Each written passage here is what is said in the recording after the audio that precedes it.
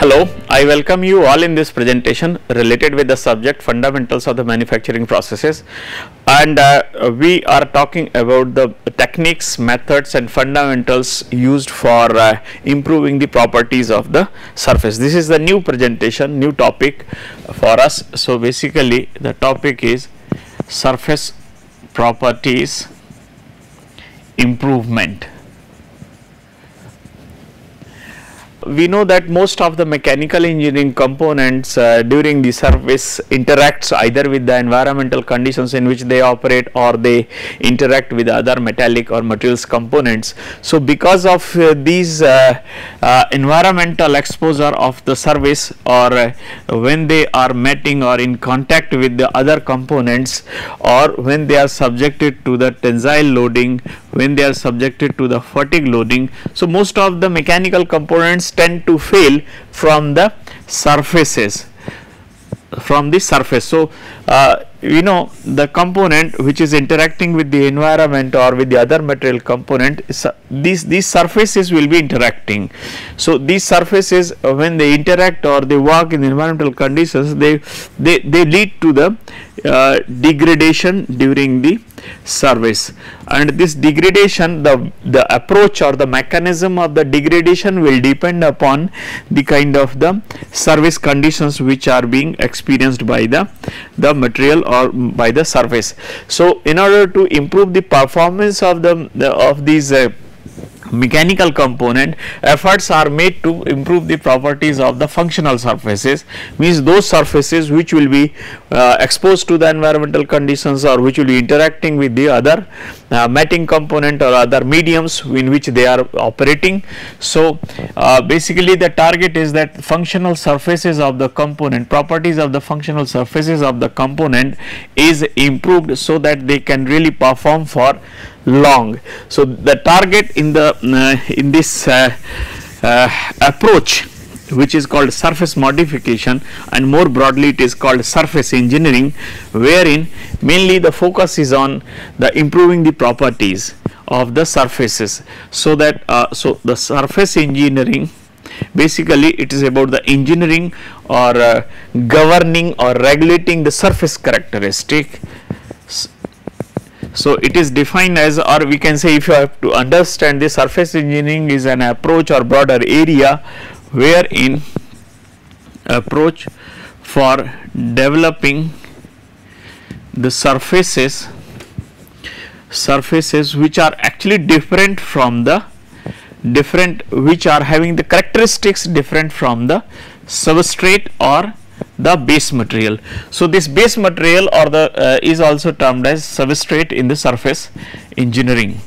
So the properties of the surfaces are different from the substrate or the base material, so that the purpose of developing such kind of the surface characteristics on the substrate is to increase the life of the component which is working, and also increase the functionality, means the conditions under which it has been working, even if they are more severe, they can sustain those conditions more effectively and work for longer period without failure. So which in turn improves the reliability of the component and increased availability. So in surface engineering, basically the focus is on improving the surface characteristics, so the functionality, the properties of the surfaces and the life of the component can be improved. So there are various properties which are important, and there are various purposes which are achieved through the surface modification or through surface engineering. Main target is to improve the wear resistance, which can occur through the different mechanisms like abrasion, which is normally experienced while handling with the hard materials like excavation, mining, and then in cement industry, then adhesion, wherever the metal to metal contact and relative motion exist in, like piston and cylinders, and guideways and the carriage, So those kind of relationship. Then erosion, which is experienced like in it may be like hydro turbines, which will be experiencing either erosion due to the sand particles or due to the cavitation. And then corrosion is also another form where in chemical interactions between the environment and the surfaces will be leading to the loss of material. So efforts are made to have the properties at the surface which can resist these commonly encountered the wear mechanisms. Another is to improve the mechanical properties so that the component can take and sustain the loads, service loads more effectively. For this purpose, like increasing the hardness, increasing the toughness at the surface, improving the work hardening behavior. So these are some of the things which are expected so that the component can survive and sustain the real service conditions more effectively. Then improving the lubrication behavior at the surfaces and reducing the friction behavior when interaction between the metallic components is taking place. So increasing the lubrication, reducing the friction coefficient and the frictional conditions which will be existing between the interacting surfaces. Then another purpose is to improve the aesthetics of the components so that they look good, aesthetics of the surfaces. So they look good. For this, basically the coatings of the nickel and chromium are commonly applied, so they look smoother, better in appearance for improving the surface characteristics. So these are some of the properties. Apart from this, there can be this list can be very wide, like improving the electrical properties, improved electrical conductivity or increased electrical insulation. There can be the purpose of increasing the thermal insulation, if you want to improve the thermal efficiency of the heat engines or other thermal based systems where we do not want the losses of the heat from the engines and from the turbines. So their thermal insulation helps to improve the thermal efficiency of such kind of the system. So these are some of the characteristics or some of the purposes for which the surfaces are modified in order to have the better surface properties, improved functionality and improved life of the components. Now, so what are the mechanisms which are normally used for improving the mechanical properties, so which in turn will be leading to the improved wear resistance. So if we see in the surface modification or in the surface engineering, some of the approaches for improving the mechanical properties and improving the wear resistance, some of the things which are kept in mind are there is very wide range of the processes and approaches which are used for the surface modification, so that the wear resistance and the mechanical properties of the surfaces can be improved. But still there are some common approaches which are there. One is like the work hardening through the controlled plastic deformation, at the surface. This is one of the approach which is used. In this case, there is no chemical modification, there is no other structural transformation. Most of the time there is no structural transformation. However, in case of the steels it may occur. But mainly the efforts are made to have the work hardening effect through controlled plastic deformation at the surface and near surface layers, so that performance can be enhanced. Another one is the grain refinement in some of the systems like austenitic stainless steel and the aluminum alloys which are non-heat treatable. The grain structure is refined. So for this refinement, the thermal as well as mechanical methods can be used. We know that as soon as the average grain diameter is reduced, there is a improvement in the hardness and increase in the yield strength of the material. So the near surface layers grain structure is more refined in this approach, so that improvement in yield strength and the hardness can be realized.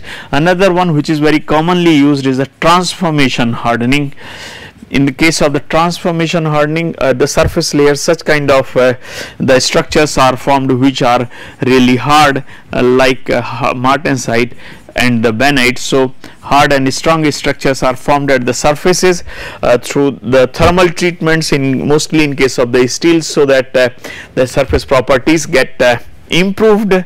Then there is another approach where in chemistry is modified, chemistry at the surface is modified. So whenever the chemistry modification takes place, there will be formation of the new phases, and there may be the form, and these phases will be leading to the improved hardness, improved strength, for improved wear resistance and the mechanical performance. So there are so many methods wherein chemistry is modified at the surface, like carbon concentration is increased, nitrogen concentration is increased, boron and vanadium is increased. And then there is one more approach wherein the surface layers are deposited at the surface. So in this one we try to bring in altogether different kind of the material at the surface, so that it will have the different properties as compared to the substrate material. So these are the some of the approaches which are used for surface modification, so that improved wear resistance and improved mechanical properties can be achieved. Now we'll be looking into the properties really that are important from the performance point of view. So these properties can be grouped into the four headings, like the physical properties, chemical properties, mechanical properties, and the dimensional properties. These are the properties which are important from the performance point of view of the surface modified components.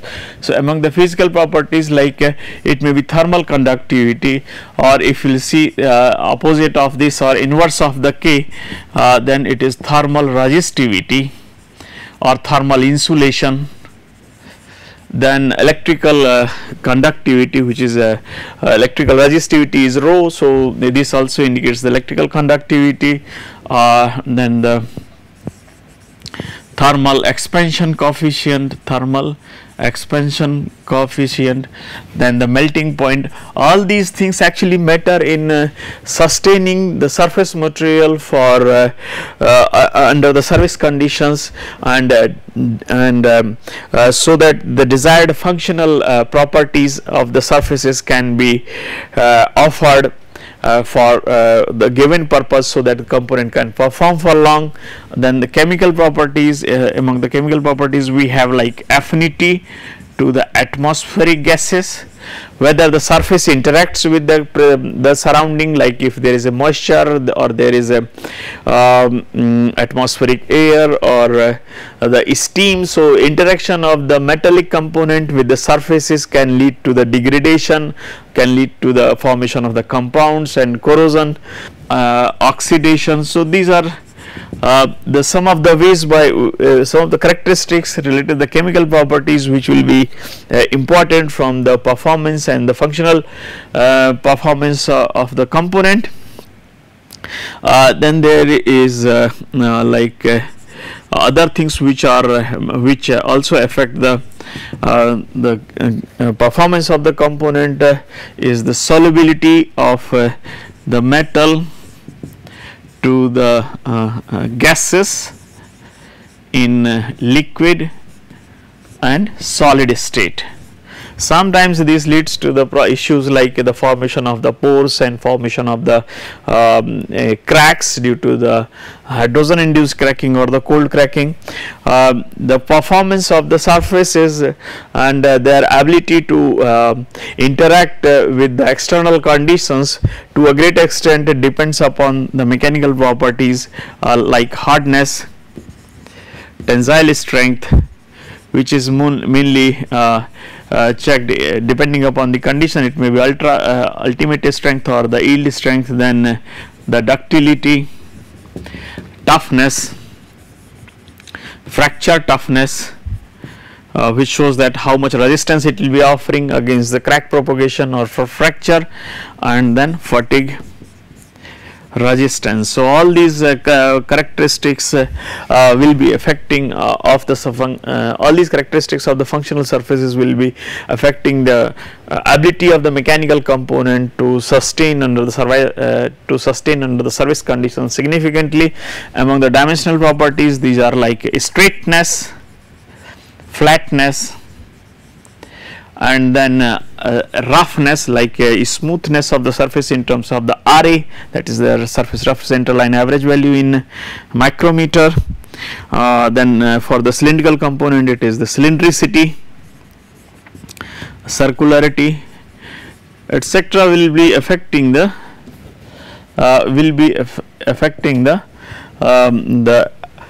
the functionality of the component and ability to work under the real service conditions for long. So means the functionality as well as the life of the component to a great extent is influenced by these physical, chemical, mechanical and dimensional properties.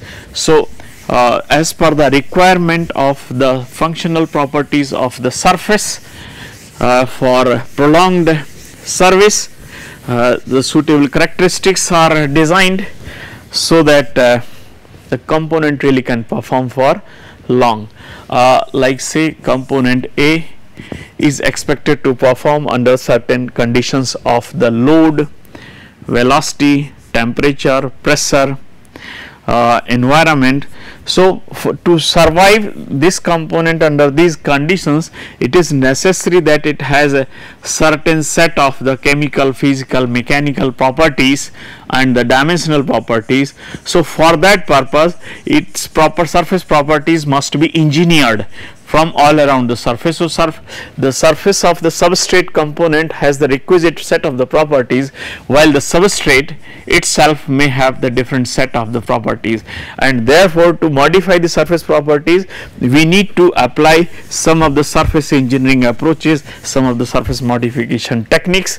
So entire group of the surface modification techniques can be classified in a certain way. For that what we can see, so in order to classify the entire range of the surface modification approaches, like surface modification broadly can be grouped under the two headings, wherein there is a change in surface layer of the component, like this. So the surface layer itself is modified, surface and below surface layers are modified. Another approach is that build up of a layer, wherein the component to be modified remains same, but the additional layer of the material which will be having the suitable set of the properties is applied on the surface. So this is where additional layer is built up. So change in the surface properties can happen in the two ways. In one category, wherein there is no change in chemical composition or chemistry doesn't change, and where another one, chemistry or chemical composition is modified. So in this category, wherein there is no change in chemical composition, still we have the two broad approaches at the surface. So say this is where the chemistry change doesn't take place. So there are two approaches. One is the surface layer deformation, and in the second, surface layers subjected to the transformation of phases. or grain structure modified. So basically microstructure modification is realized in the second group. So if we see this one, just near surface layers will be subjected to the plastic deformation, so that work hardening effect is realized and the surface gets strengthened and hardened to take up the more surface loads effectively. And under this category there are a few methods like short peening, burnishing,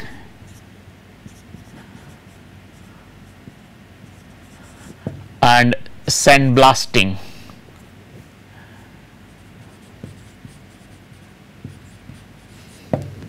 Or short blasting. Then under the second category, surface layer transformation is achieved without any change in chemical composition. In this approach, basically using the thermal methods, the heat is applied just near the surface layers. So either a structure gets transformed into some harder phases or a structure gets refined. So there are two approaches, one where phase transformation is realized, like martensite is formed or benite is formed intentionally, or the second approach here is like there may not be any phase transformation, but if the structure in the beginning of the bulk material or means of the substrate is coarse, then through the controlled application of the heat, near surface layers are refined significantly. So this refinement will be causing the grain refinement, hardening, or grain refinement strengthening. So another approach is grain refinement. So those systems like maybe non-heat treatable aluminum alloys, they can be strengthened through this kind of approach, or wherever like the conditions are favorable for the grain refinement, that will be leading to the improvement in the mechanical properties irrespective of the phase system. So here maybe alpha, beta, or whatever phases are present, their average size is reduced in these methods. So in this category there are few methods which can be mentioned here as which will be using the phase transformation or the grain refinement without change in chemical composition. So surface transformation or grain refinement. In this one we have the common methods like laser hardening, or similarly electron beam hardening can also be used. Then the plasma arc hardening is carried out, PA hardening, where then there is the flame and induction hardening, means the current is induced and surface layers get hardened, the flame hardening. So these are the methods wherein either just like the phase transformation is facilitates the grain refinement of the grain structure, or either phase transformation or the grain refinement facilitates the grain structure. We will be talking about these techniques in detail subsequently. Now we will talk about the another group of the processes where chemistry is modified. So in another approach where in chemistry is modified, there are like different mechanisms which help in realizing this. One is where chemical modification through diffusion. The second one is where the melting facilitates the modification of the chemical composition or the chemistry of the functional surfaces. And then there is a hot dipping, like in hot molten bath, the component to be surface modified is dipped into, and then electrolysis based methods, based methods, and then we will have the mechanical methods